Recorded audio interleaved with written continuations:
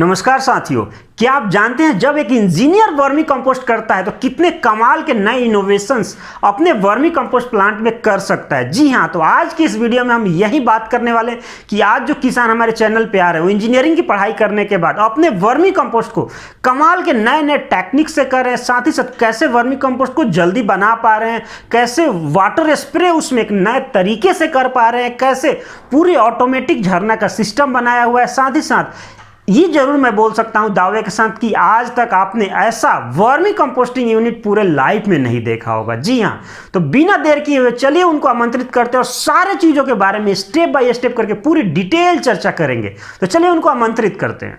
तो सर, आपका स्वागत है किसान हाई पावर यूट्यूब चैनल में। आप अपना कीमती समय दिए, तो हम चाहते हैं वर्मी कंपोस्टिंग सफर की इस वीडियो में एक परिचय से हम शुरुआत करना चाहेंगे सर। सबसे पहले तो नमस्कार दर्शकों को भी, सर, नीरज जी को भी, और धन्यवाद आपका इस वीडियो के लिए। जी सर। और इंट्रोडक्शन की जहाँ तक बात है सर, मेरा नाम देवेंद्र कुमार चुग है, नंगल का रहने वाला हूँ और मैं खुद मैकेनिकल इंजीनियर हूँ और मेरा इंडस्ट्री का 16 साल का एक्सपीरियंस है। सेफ्टी प्रोफेशनल हूँ, डायरेक्टरेट ऑफ फैक्ट्री से कॉम्पिटेंट पर्सन हूँ पंजाब, हरियाणा और हिमाचल में। और अभी शौक हम लोगों का वर्मी कंपोस्ट का, ऑर्गेनिक फार्मिंग का है, तो इसलिए हम लोगों ने वर्मी कंपोस्टिंग का शुरू किया है। थोड़ा सा समझना चाहते हैं कि ये वर्मी कंपोस्ट मतलब एक मैकेनिकल इंजीनियर, ये अच्छी जॉब, अच्छे सेटल चीज, उसके साथ साथ ही ऑर्गेनिक की प्रेरणा कहाँ से मिली, वर्मी कंपोस्ट की प्रेरणा कहाँ से मिली सर? देखिए सर, मैंने जैसे बताया कि हम लोग घर पे भी ऑर्गेनिक खेती कर रहे थे, पर छोटे लेवल पे कर रहे थे। हम लोग चाहते थे, जैसे हमारे पास 2.5 एकड़ का यहाँ पे एक प्लॉट था, अवेलेबल था, तो उस 2.5 एकड़ के प्लॉट को हम लोग यूज कर रहे थे और हम लोग पेड़ लगा रखे थे यहाँ पे पहले। पर अभी हमें लग रहा था कि उसको अच्छे से हम लोग इस्तेमाल करें। कुछ हम लोग खेती भी कर रहे थे, जैसे इसमें कनक वगैरह बीज रहे थे हम लोग, और भी हम लोग चीजें इसमें बीजते थे, मक्की थी, कनक थी। लेकिन हमें लगा कि कुछ ऐसा करें कि जिससे हमारे गाँव में भी कुछ बेनिफिट हो सके और कुछ हम आजकल नीड ऑफ द आवर भी है वर्मी कंपोस्टिंग का, ऑर्गेनिक का, और गवर्नमेंट भी सपोर्ट कर रही है बहुत ज्यादा इस समय। हाँ जी, बिल्कुल बिल्कुल सही कहा। तो चलिए, अगर वर्मी कंपोस्ट में ही बात करें तो हम थोड़ा सा आपके प्लांट के बारे में जानना चाहते हैं कि आपके पास अभी कितने लंबाई चौड़ाई के कितने बेड आप सेटअप कर पाए हैं, या उसके बारे में डिटेल जानकारी चाहिए। सर, जिस प्रेजेंट प्लांट में मैं खड़ा हूँ इस समय पे, ये 2.5 एकड़ का प्लॉट है और इसमें जो बेड्स हम लोगों ने लगाए हैं, मोस्टली बेड्स 40 फीट लंबे हैं और एक बेड की जो चौड़ाई है 3.5 से 4 फीट रहती है। तो इस समय पे हम लोग करीबन 100 बेड्स लगा बैठे हैं, बस शुरू किया था।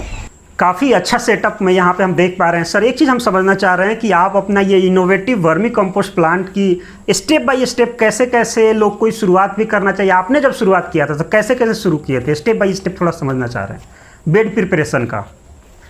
सर, इसमें सबसे पहले मैं ब्रीफ में बता देता हूँ। सर, सबसे पहले जो है हम लोगों को गोबर लेना है। गोबर जो है वो 15 से 20 दिन पुराना होना चाहिए, बिल्कुल फ्रेश नहीं होना चाहिए, क्योंकि उसमें मीथेन गैस निकलती है। जो गोबर हम लोग लेंगे उसको बिखेर लेंगे, उसको काटेंगे, उसके ऊपर पानी गिराएंगे, अच्छे से पानी गिराएंगे। 4-5 दिन अच्छे से पानी गिराना पड़ेगा बढ़िया से। ठीक है। तो उसको ठंडा करना है, क्योंकि उसमें से मीथेन गैस निकल जाएगी। उसके बाद उस गोबर को हम लोग लेके पहले बेड तैयार करेंगे। बेड पहले रेडी होने चाहिए डालने से पहले। तो बेड जो है वो करीबन आपका 3.5 से 4 फीट चौड़ा होता है। ठीक है। और लंबाई जो है सुविधा के हिसाब से, जैसे हम लोग के यहाँ 30-40 फुट के बेड हैं, 50-60 फुट तक भी आप ले जा सकते हो। और जगह कम है तो 10-12 फुट, 15 फुट लंबे भी हो सकते हैं। तो जो बेड्स हैं उनमें नीचे पन्नी बिछाएंगे, पन्नी बिछा के ईंटें लगाएंगे चारों तरफ। और एक बार जब आपका बेड रेडी हो गया, सेंटर में कोशिश करेंगे कि उसको थोड़ा रेज्ड रहे, 2-3 इंच। तो रेज्ड रहेगा तभी तो उसमें से पानी नहीं खड़ेगा, साइड से निकल जाएगा। तो गोबर हम लोग बेड के ऊपर में डाल देंगे। गर्मियों में नॉर्मली हम लोग कोशिश करते हैं कि 12 इंच से लेकर 16 इंच तक का रहे। सर्दियों में आप उसको 18 इंच भी ऊंचा कर सकते हो, 1.5 फीट ऊंचा भी कर सकते हो बेड को। बहुत ऊंचा नहीं करना चाहिए, क्योंकि उसमें फिर गैस एंड ट्रैप हो जाती है या गर्म रहता है। तो एक बार आपने बेड लगा लिया, उसके बाद उसको भुरभुरा रहे, ये नहीं है कि वो एकदम से इकट्ठा रहे, उसको भुरभुरा कर लेंगे। पानी लगाएंगे 3-4 दिन, हाथ डालकर देखेंगे कि वो ठंडा है या नहीं है। ठंडा होगा तो ही उसमें केचुआ छोड़ सकते हैं। तो केचुआ जो है आपके पास अवेलेबल ठीक है। होना चाहिए जब आप छोड़ने की बात कर रहे हैं। वो केचुआ जो है वो करीबन 1 किलो 1 फीट लंबाई में डलता है।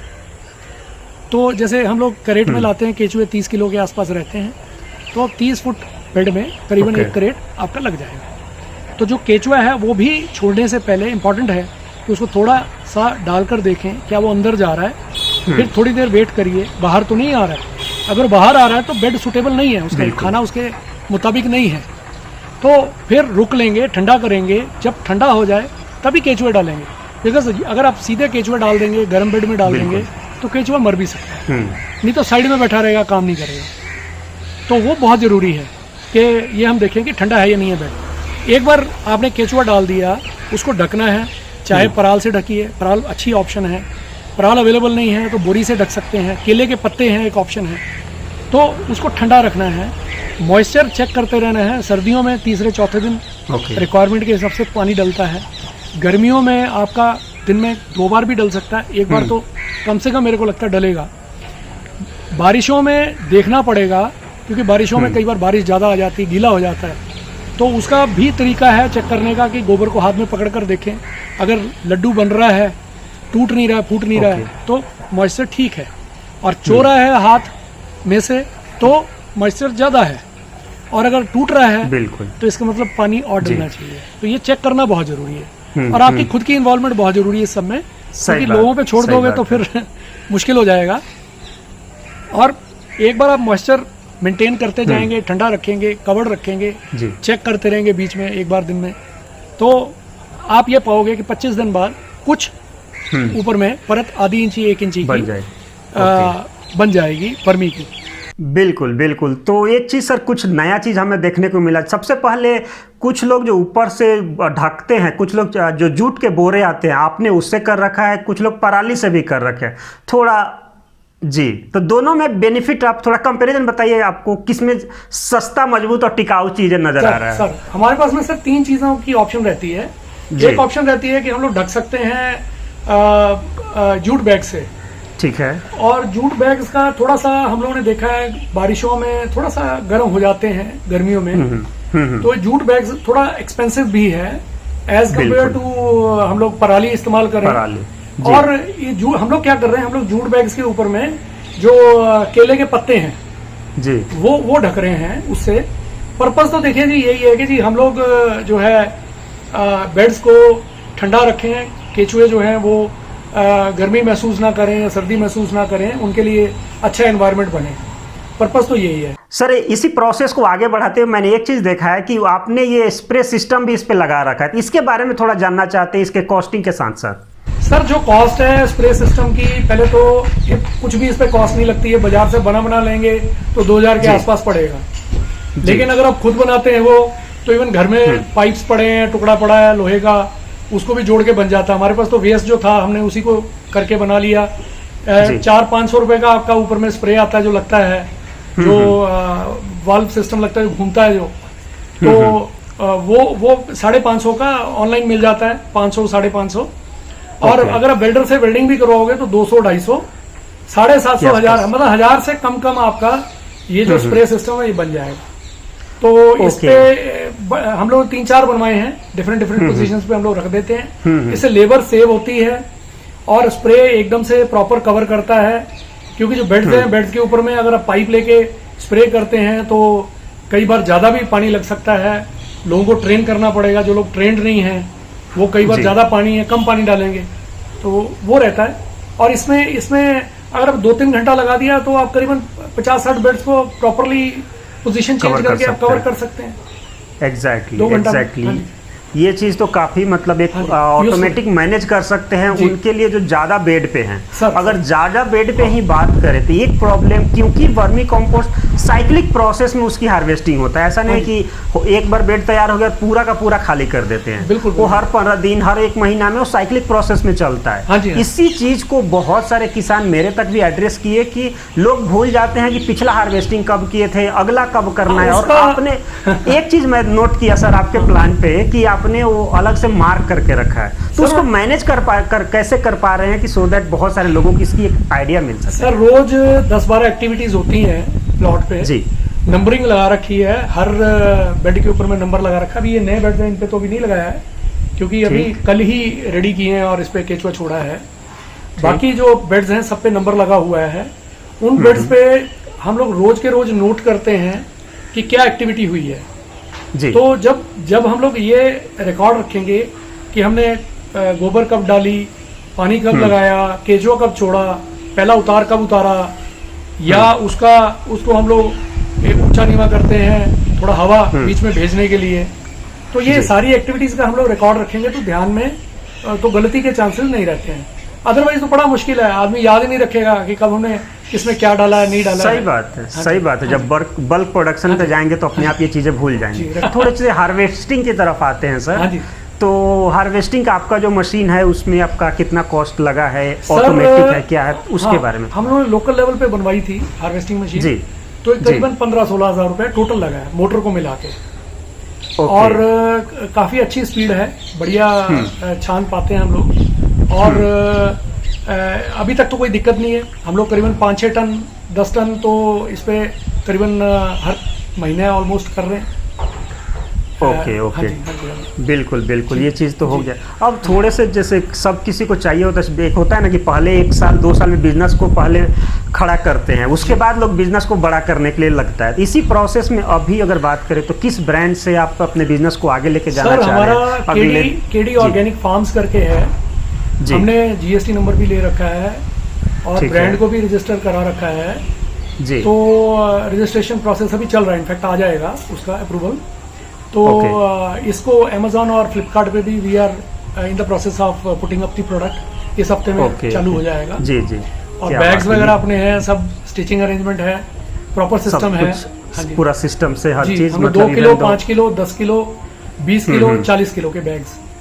ओके, ऑलमोस्ट सारे वेरिएंट बना रखे हैं जो भी ऑप्शंस हो सकते हैं, चाहे रिटेल या होलसेल की बात करें जी sir. Okay okay, vermicompost के अलावा और भी कुछ आपका ऑर्गेनिक? सर अभी वर्मी वॉश का हम लोग ने सेटअप कर रहे हैं, आप पीछे देख पाएंगे जी।